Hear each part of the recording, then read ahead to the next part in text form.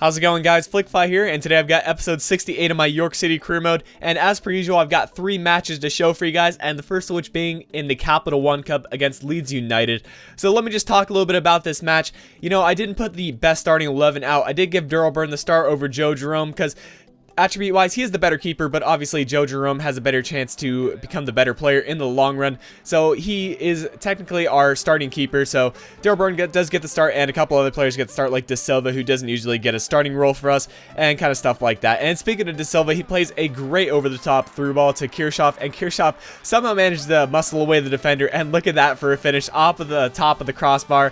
Hits the ground and goes into the back of the net. So a great finish by Kirchhoff. And to be honest, guys, Leeds United was a pretty tough team to break down, and this is in the Capital One Cup if you haven't figured out already. Obviously, they're in the Empower League, Empower Championship, and we're in the Premier League, so we wouldn't usually match up against each other. But there, Joe Jerome does make a good save on his near post, and there we get a little bit lucky, and I mistakenly called Joe Jerome. It's going to be Burn who made that save. And yeah, he does get the clean sheet there, and we get the 1-0 victory. So Burn performing really well, and he actually does get the man of the match rating with an 8.6.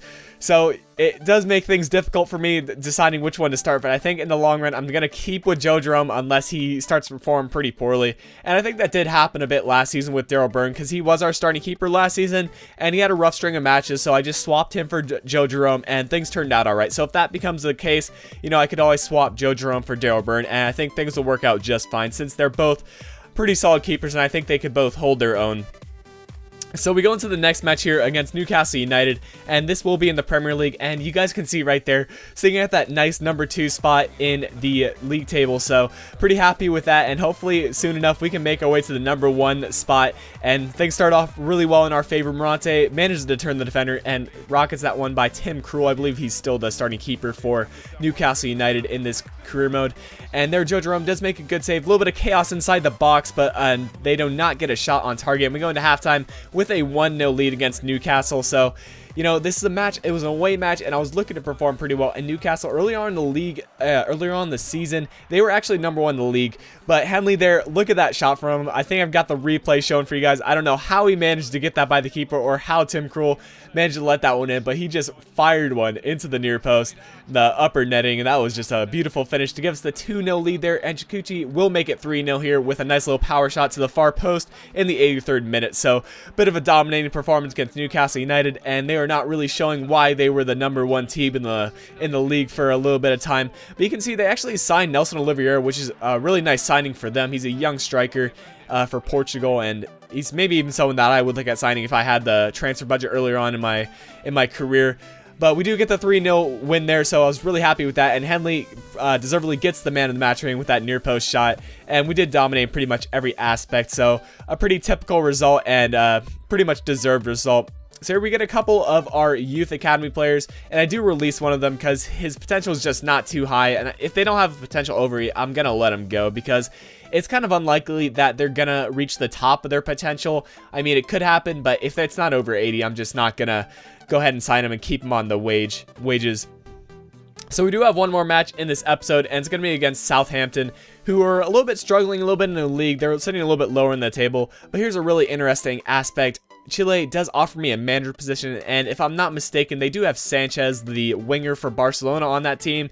So I did have to think about that one, but in the end, I do reject it because I feel like the contract offers are the offers for manager positions are just steadily improving. So I'm going to wait until I get the right one, if I do even accept one. I guess we'll see in a couple episodes time. I haven't actually, I'm a little bit ahead of this as I'm talking over it, and I still haven't gotten an offer that I'm happy with. So we go into the match here against Southampton, and after that win, I do believe we're still sitting at 2nd place in the league. Chelsea's still performing quite well. And yeah, Spurs is actually 1 point ahead of us, but they have played an extra match. So if we do get the win, we will move back into that 2nd place position. But things don't start off too well for us. I think it's Schneiderlin who does get the 12th minute goal for them. It was a nice little finish right past Joe Jerome. And Southampton were looking to make it 2-0 here through Chaplow. He's going to try to send in a cross. Great cross there, but Joe Jerome just managing to cover his near post. Great save from him, and that's probably one of his best aspects. The the ability he has to really make those saves. His movement's just really nice. But here's Kirchhoff just outpacing Southampton's entire defense and muscling away that entire defender. And I'm going to look to make the cross here, but I don't know why he would finish it across the keeper. You know, it could work out pretty well, but if you're going to do that, you're going to have to go into the side netting to make that work.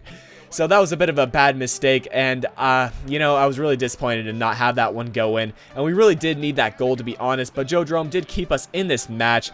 And we were looking to tie things up yet again, and it's going to be Morante who plays a ball into Hewitt, our back. And, you know, as I talked about in last episode, these backs just make those runs. You know, they have medium work rates, and they have the ability to just run in with the crosses. But it's going to be Kirchhoff who does get the second header there, and in the 76th minute, he does manage to make it 1-1. So we're looking to make the comeback here after being a goal down. Morante sent in a cross on the corner kick, and it's going to be for our giant defender who does get a head on it to make it 2-1 in our favor in the 84th minute, and he's just going to knock him out there with those punches. And that's going to be the final result, actually a 2-1 victory. So a couple nice matches and a nice string of wins for us. So I hope you guys did enjoy this episode, and if you did, be sure to leave a like or a comment, and I hope to be talking to you guys again soon.